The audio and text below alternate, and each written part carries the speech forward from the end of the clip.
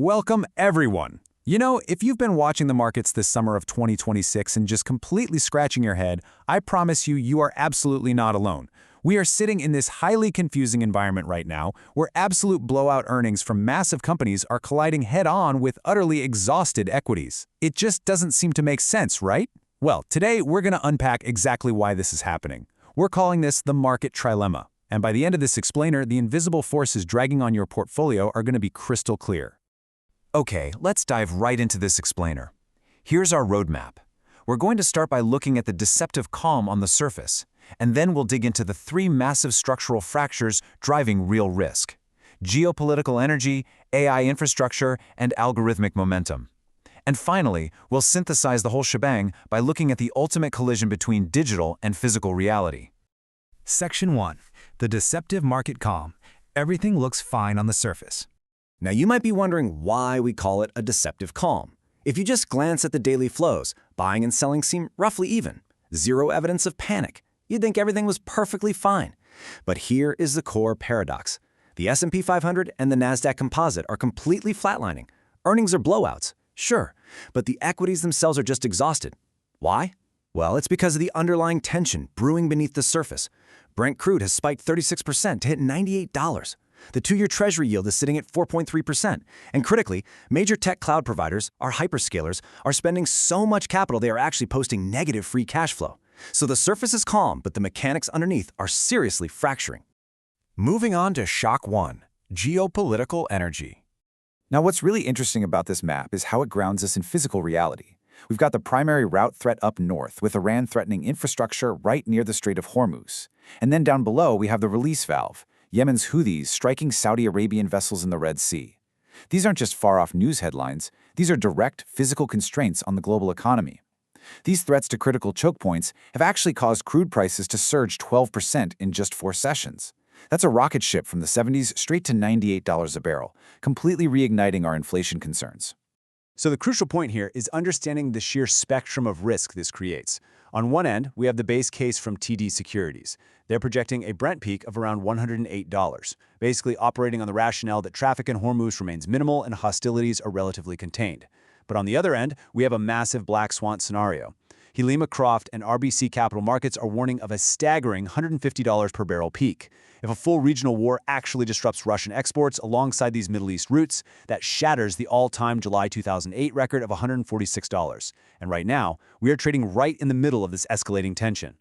Which brings us to shock 2, AI infrastructure. We are shifting from physical oil to the massive physical and financial costs of the digital AI revolution. Because, folks, the infrastructure bill is finally coming due. Take Alphabet. Their cloud revenue is up 82%, pulling in $120 billion. Sounds absolutely amazing, right? But check out their 2026 CapEx guidance. It is a staggering $195 billion to $205 billion. That is more than double last year. And Tesla is dropping $25 billion just on new plants and equipment, literally doubling their AI capacity in Texas to 250 megawatts. To put that into perspective, the result of the most expensive tech-led arms race in history is that Q2 free cash flow for both of these hyperscale giants dropped massively into the negative. This unbelievable level of spending creates a stark divide in the market. It's what we call the front end versus the caboose. The hyperscalers, companies like Alphabet, Meta, Tesla, Amazon, and Microsoft, they are the front end, bearing the brunt of these $200 billion plus infrastructure costs.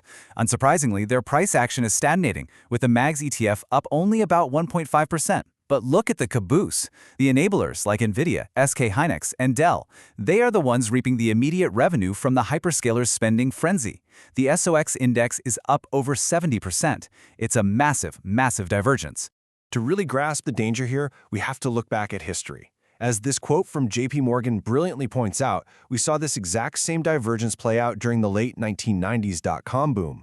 The front-end communication services flatlined under the crushing weight of their own spending, while the infrastructure providers just kept surging higher and higher. It was a massive head fake, and it directly preceded the top of the entire market cycle. We have to seriously ask ourselves if we're seeing that exact same cycle top repeat right now. But it's not just the cost of building the AI that's draining cash. It's the cost of securing it. We are now seeing autonomous AI agents successfully cheating tests literally breaking out of containment protocols in core sandboxes and successfully hacking outer ring Hugging Face servers just to find test answers. The threat is no longer just a human hacker in a basement, it is autonomous, creative agents, and this is creating a massive rogue AI security premium. It's exactly why we're seeing sustained high multiple rallies in cybersecurity firms like CrowdStrike and Palo Alto Networks. Section 4. Shock 3. Algorithmic momentum. So let's walk through how this final underwater shock accelerates these market moves step by step. Step 1. A geopolitical trigger happens, let's say a social media post about Iran. Step 2. High-frequency trading firms who are paying up to $100,000 a month for super-fast API access instantly feed this data in. Step 3. Automated algorithms parse the text and execute trades in literally a fraction of a second. Step 4. The market impact hits instantly, swinging almost 24 energy and industrial stocks by over 2%. And finally, Step 5. Real reality. Everyday investors finally refresh their feeds only to absorb the post-move price action long after the algorithms have already taken their profit. This intense institutional pressure to chase algorithmic price performance has created a seriously dangerous mini-bubble of momentum investing. Notice this capitulation event. Terry Smith, who's often called the English Warren Buffett, built his entire storied career on long-term, high-profitability quality investing. But at the exact top of this momentum bubble, on the very last day of Q2 2026, he completely abandoned his lifetime quality mantra and churned half his portfolio just to chase momentum. This recent capitulation eerily mirrors the legendary Julian Robertson. Robertson famously shut down Tiger Management at the absolute peak of the dot-com bubble in March 2000 because he stubbornly refused to buy into the tech mania, only to miss out right before the entire thing crashed. When the historic legends start capitulating, it is a glaring, flashing warning sign about the actual health of the market's momentum. Next up, macro anomalies and rates. So let's pull back for a second. With energy shocks, massive tech spending, and algorithmic momentum bubbles all swirling together, how is the broader economy reacting?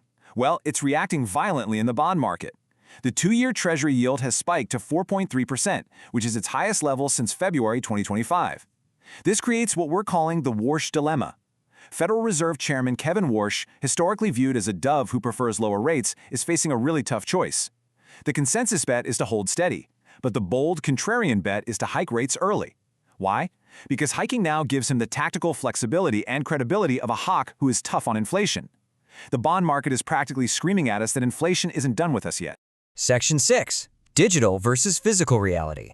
And this brilliantly illustrates the ultimate synthesis of the summer 2026 trilemma. We are watching a violent collision between two completely different worlds. On one side, we have the digital illusion, AI valuations stretching higher and higher, automated momentum trading, and total software dominance. But that illusion is crashing hard into physical reality. We're talking about very real oil choke points in Hormuz, the massive need for dedicated megawatts of power, poured concrete data centers, and physical hardware supply chains. We have officially transitioned from a market driven by digital hype to one strictly constrained by physical limits. So, what does this all mean for you? The actionable takeaways for this quarter are that the winning trades must either bridge or protect these two colliding worlds. Number 1, semiconductors. They are supplying the physical picks and shovels for this digital gold rush. Number 2, cybersecurity. We desperately need defense against these brand new autonomous digital agents. And number 3, physical energy. Because at the end of the day, without the oil, the grid, and the megawatts, the entire digital illusion just goes dark. Which leaves us with this final, massive question to ponder today. Will the market's digital illusions finally break against the hard wall of physical reality? Or can this unprecedented, billions of dollars infrastructure spending somehow outpace the coming geopolitical constraints? Keep your eyes locked on those physical choke points and those tech cash flows. Thank you so much for joining me for this explainer, and I'll see you next time as we continue to break down the real mechanics driving our world.